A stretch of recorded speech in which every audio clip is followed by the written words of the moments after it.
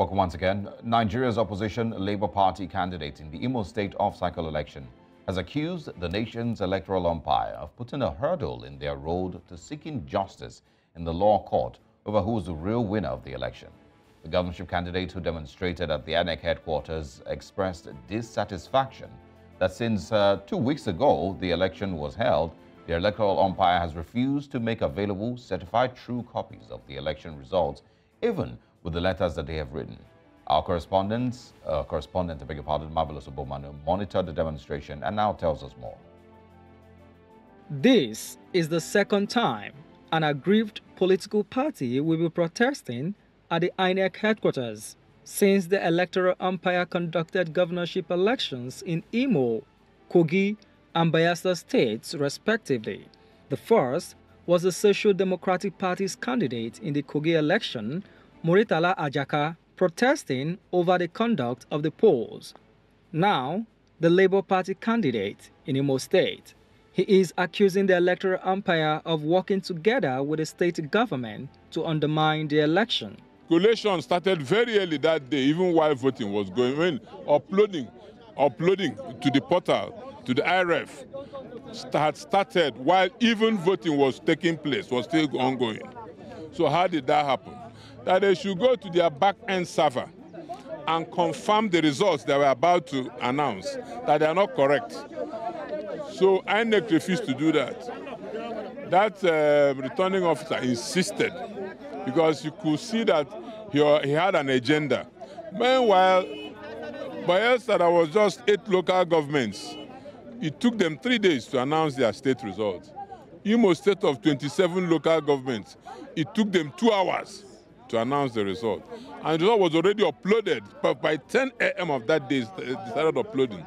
He said despite writing to INEC to collect the CTC of the results it has announced, the electoral umpire has refused to grant their request. We wrote on Monday, we asked them, give us access to the same results that you claim that we lost, that you declared. Up till today, as we speak here, we have not received permission to collect the CTCs of that election. There are pictures, picture evidence showing some of those local governments where people didn't vote and results were brought. So that is the issue. There are places where election didn't hold and results were returned in many of those local governments. Although the electoral umpire had promised to look into their issues, it still remains to be seen how this will pan out. We have this now. We would like to assure you it will be attended to. It won't get to it. It will be attended to. We'll discuss it. It's your right. This.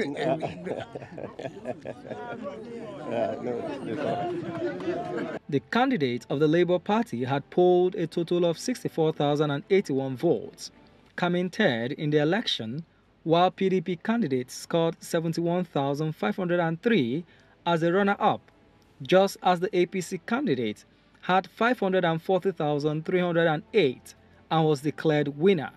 Marvelous Obomanu reporting for News Central. Well, very interesting there. And of course, you know, like he said, it's the second time that there's a protest happening at the INEC headquarters in Federal Capital Territory. Ethan Achonu there from the Labour Party protesting. But it's also not the first time that we're hearing that while INEC is being required to provide details, election details and documents that were used to carry out the elections and, of course, used to declare results. So people who participated in the result, it's a struggle, it's a problem. And, you know, I mean, the INEC representative you saw there didn't even deny that they haven't given them. What he's saying is that, oh, these issues will be addressed and we'll, you know, attend to you and stuff like that. So it's a very, very interesting, you know, situation. I remember that the Labour Party presidential candidate, I believe, during their court case, you know, at the tribunal, made similar complaints that they had requested INEC. There was even a court ruling that, you know, asked INEC to hand over documents and whatever, you know, documents were required for the case. And it was the same struggle. Anyway, to discuss this further, we're being joined by public affairs analyst Jide Ojo. Good morning. Thanks for your time. An interesting outfit you're wearing this morning. You say? Almost tempted to tell you Igbo Kwenu. Igbo. I'm not sure which of the southeastern states you're representing today, if it's Imo or Anambra. I'm representing Nigeria.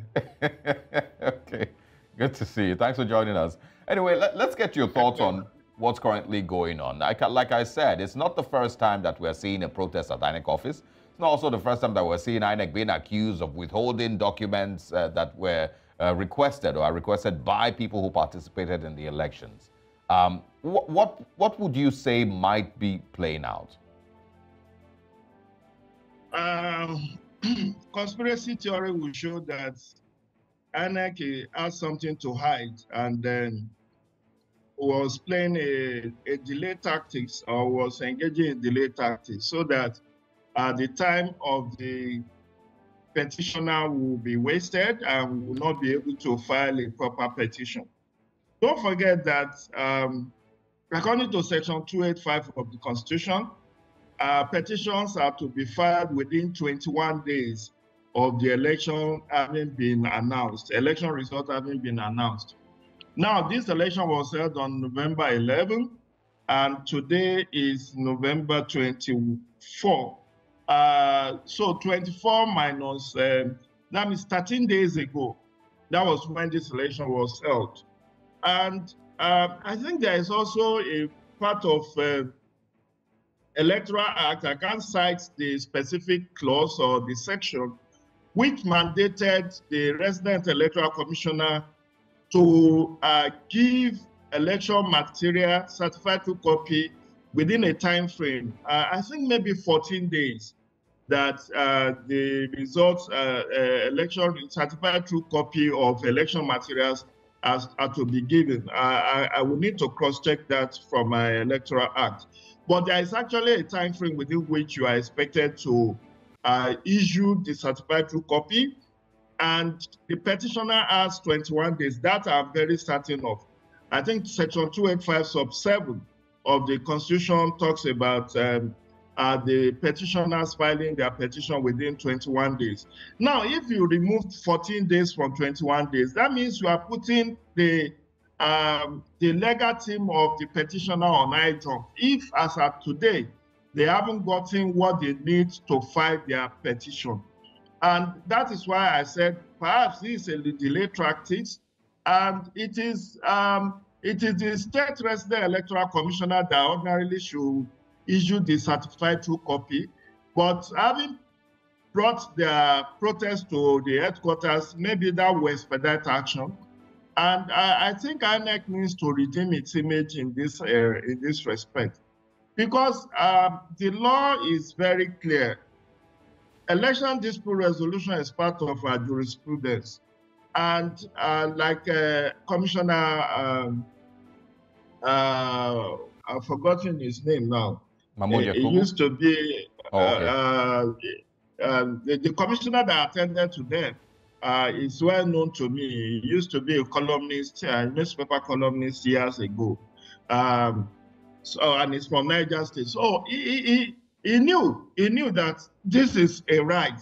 It's not a privilege. But situations where you deliberately frustrate the petitioners from being able to file their petition within the stipulated time frame is aiding and abetting electoral fraud.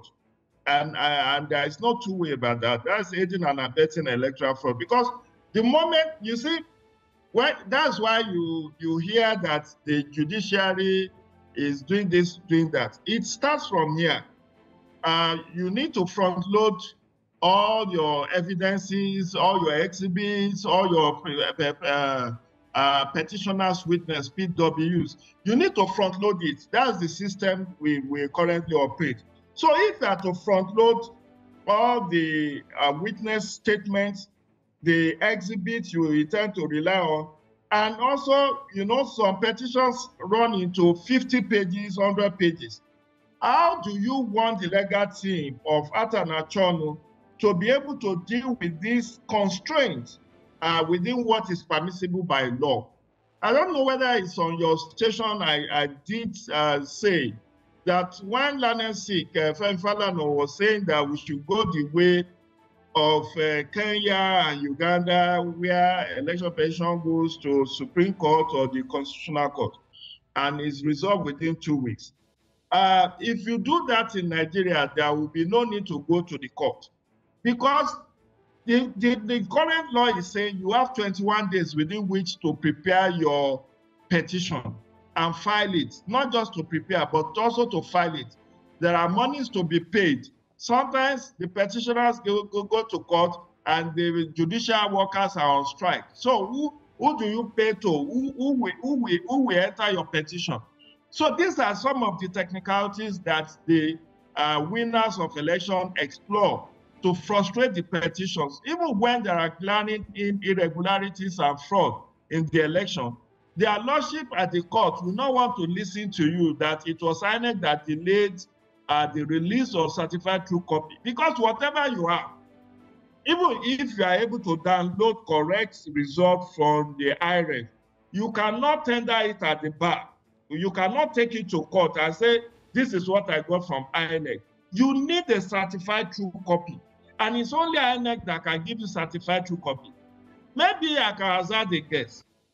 Perhaps INEC is also being careful not to rush, like the case of the Kano election petition, Kano governorship election petition judgment, where it came out that there are clerical errors that speak to different outcome from the one that was read by their lordship during the judgment. INEC doesn't want to make similar clerical errors in Imo State?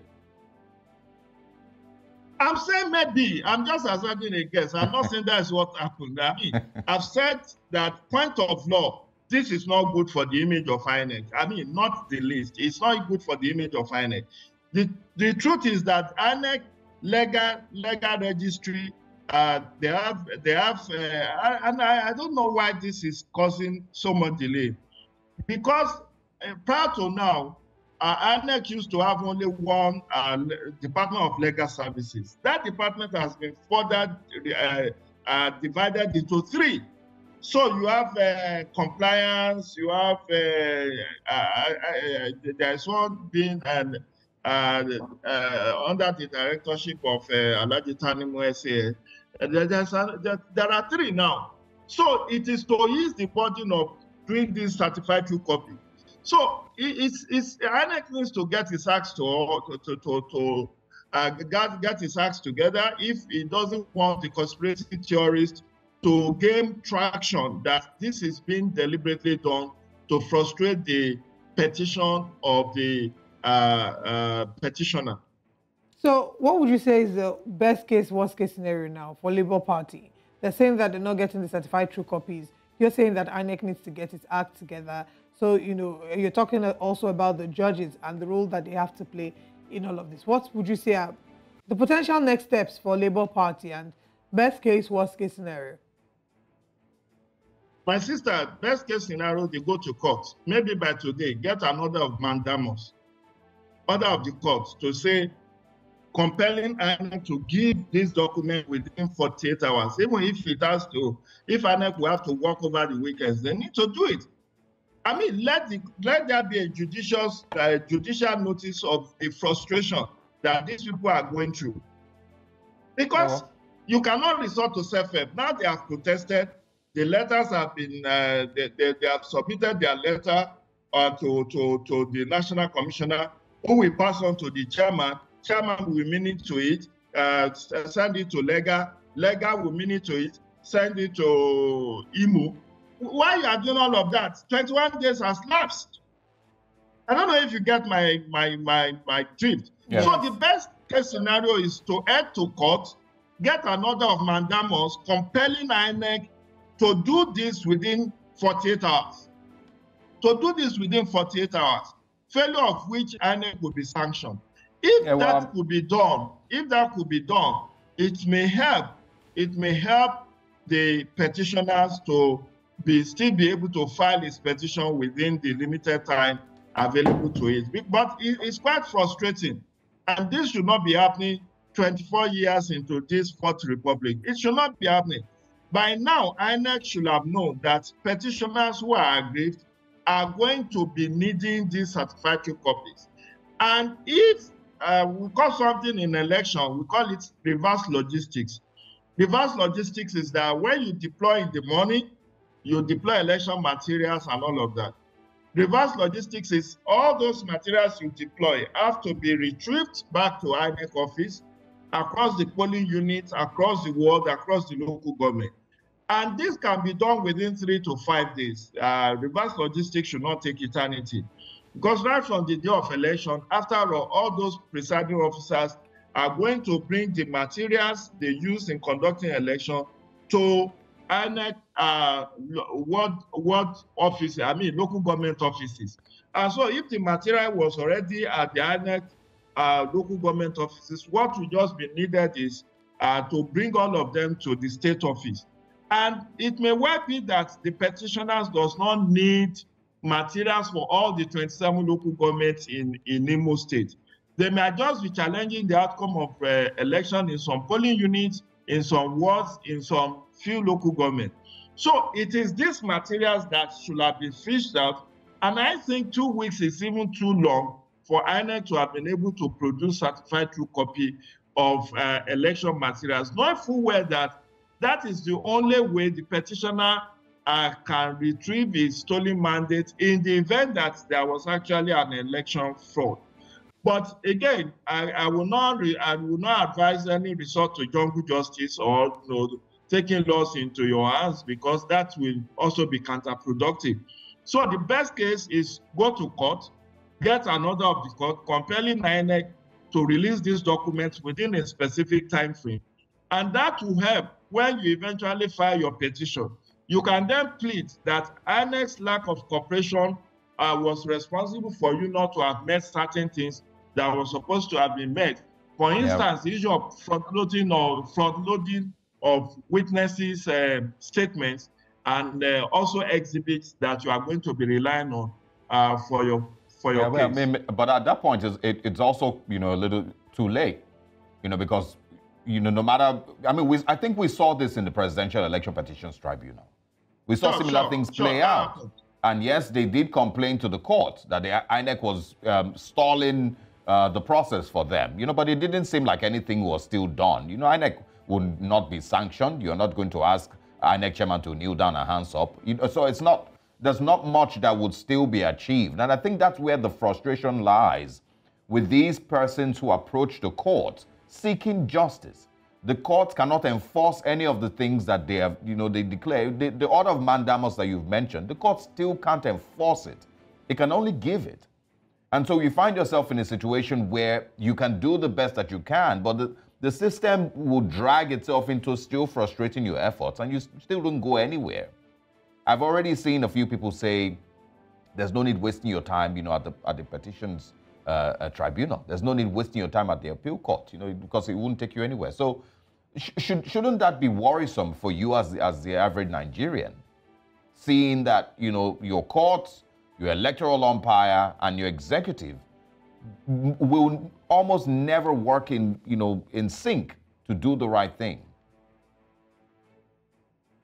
My brother, I really understand your viewpoint on that count. But then, let's take a look at this. If Natasha Akpoti had taken this defeatist approach, would she be sitting in the Senate today? Definitely not. If Ikenga Ugochiyere had sat down and said, oh, the judiciary is bought over, this INEC, will he remain in the House of Reps today? Did you know the frustration this lady and gentleman went through to wrestle and retain their seat? In the case of Ugochiyere, the election tribunal, the court of first instance, nullified his election. It was on appeal that his election was upheld. And you saw what just happened yesterday in Nasarawa, where the first tribunal nullified the election of Governor Abdullahi Sule, and Court of Appeal have reinstated him. See, we need to call a spade. I would just not join the chorus that, oh, don't bother going to court. If you don't go to court, if you go on violent protest, you will be arrested, prosecuted for disturbance of public peace, and you may go to jail. Yes. So whatever frustrations you have, I know Nigeria democracy is a work in progress. It's never an ending journey. That's why you saw that even in US, in Brazil, in many other countries across Africa, they still experience itches and glitches and challenges. I mean, it's not as if it's going to be a tea party. Anyone that wants to go into election, I would just advise that do your best to win the election. Petitions, even if it didn't come from you see why there's a problem with that? Can you hold on? No, wait. Go ahead. This is it. I don't want to prejudge whether, even if INEC produces the material for action, whether it will substantially change the outcome of that election. And I'm not being uncharitable. 540,000 votes to 67 or 71,000 votes. And you have to prove polling unit by polling unit, ward by ward, local government by local government. It's Herculean. It's Herculean. Yes, very true. It's not like going to be very true, easy for you. But if you remember, the disparity in votes didn't stop Hope Uzodimma from becoming governor 4 years ago. So there are still miracles that can happen. In that case, in Hope Uzodimma's case, what he said, what he was able to prove was that some of his results were not collated. So, and INEC did not challenge that they didn't collate his results, so they were able to collate. I agree with you. It's a double-edged thing. And I'm not going to see, I've said something which is very key.